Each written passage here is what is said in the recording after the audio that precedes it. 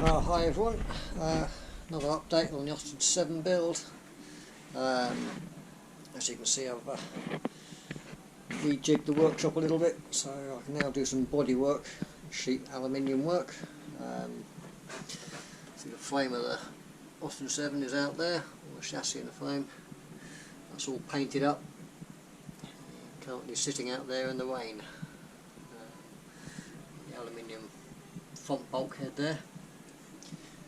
So what I've started on is probably the hardest bit, which will be the rear boat tail. As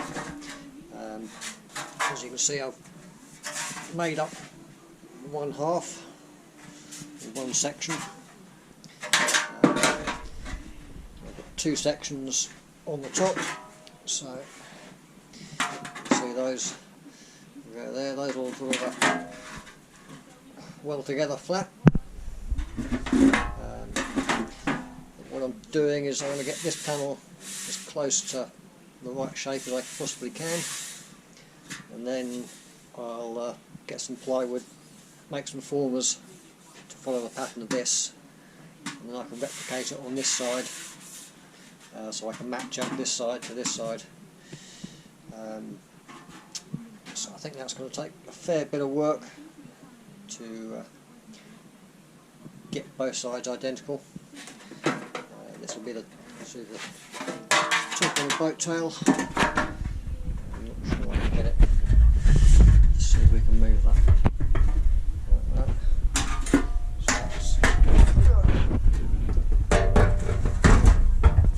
So that's going to go on there. Yeah, so obviously getting all the right curves and everything. It's quite a tricky job. You manage to shape one part and then you find something else has moved, so it's a case of continually shaping and bending and moving and trying to match it all up. Got my English wheel set up on my bench here, so that was all homemade, and I've also purchased a shrinker stretcher. This was 270 odd quid, something like that. I went for the deep one. It's far more useful than the short one. You can get one with just with all this body work, all the frames, so you can only go in about an inch or so. So it's a bit limited. So it makes sense to buy a deeper shrinker stretcher. I had to make up a frame for it. As it comes, it would just have a handle out the back here. So when you're trying to hold a big panel in front of the shrinker stretcher, you'd have to have the other arm out the front there, or get a friend to help you. So it's a lot easier if you have a frame with a foot pedal on it, so you can just move it up and down like that.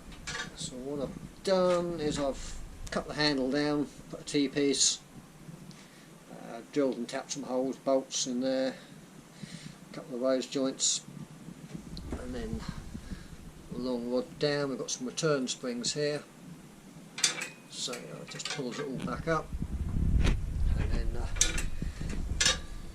those link rods just go down to a piece of angle iron, set up like that. See that? And this all works quite nicely, as you can see. How that works. I've been cutting out panels. I've got these side panels, usually the sides of the boat tail, so they will go along the sides under here. So once I've got these two shaped out, I've got to match this one up to this panel here, so I get a nice even curve around here. So it's quite a time-consuming job to get everything perfectly smooth. I'm sure when it comes to painting the car, there'll be a little bit of filler in here and there just to iron out any little imperfections. Ideally you want to get it absolutely spot on with the aluminium, but resort to a little bit of filler here and there. Now to get these shapes, obviously this was a flat sheet.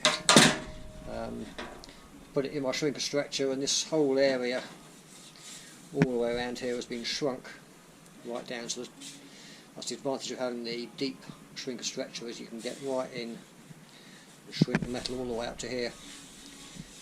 And that brings the whole thing round, so you can get quite a deep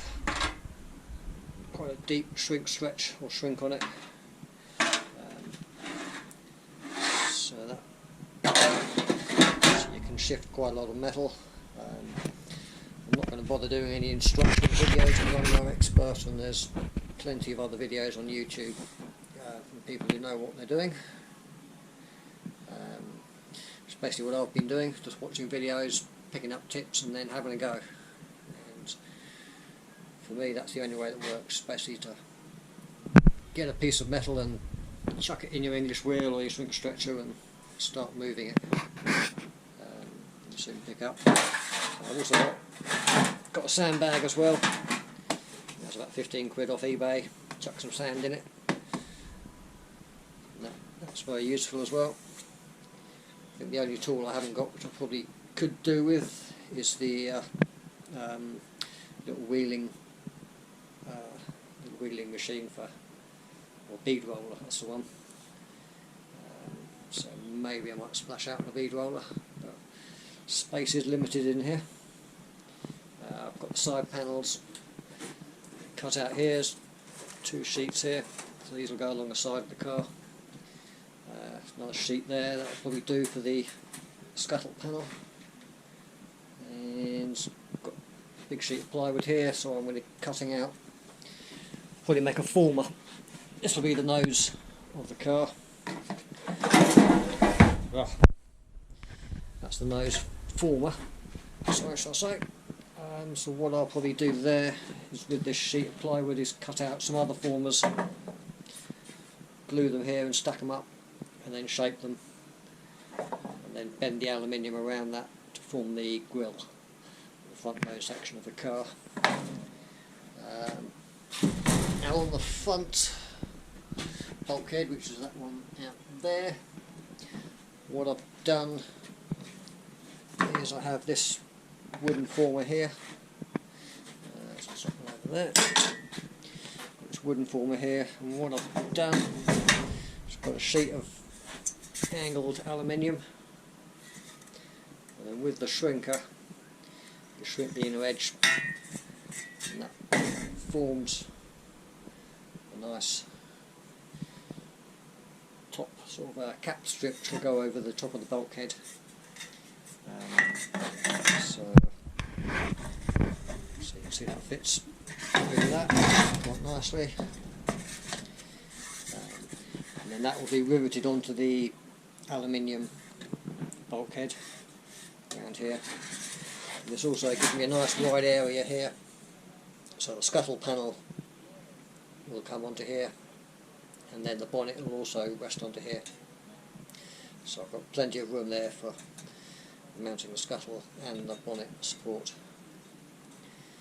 So that should work quite nicely. Although one thing I've got to do, I've got to change the angle of that. As you can see on the former, it angles down. You can see that. There's a bit of an angle on that, because the bonnet comes down at a slight angle. So I'm probably going to have to find a way of angling that down a bit, just to follow the contours of the bodywork. Yeah, that's the rear bulkhead. Yeah, that's a pile of bits and bobs there. These are all overhauled and finished and done. So yeah, it's just a lot of work on the English wheel, and hitting it with a hammer. So yeah, that's about it for now. Yep.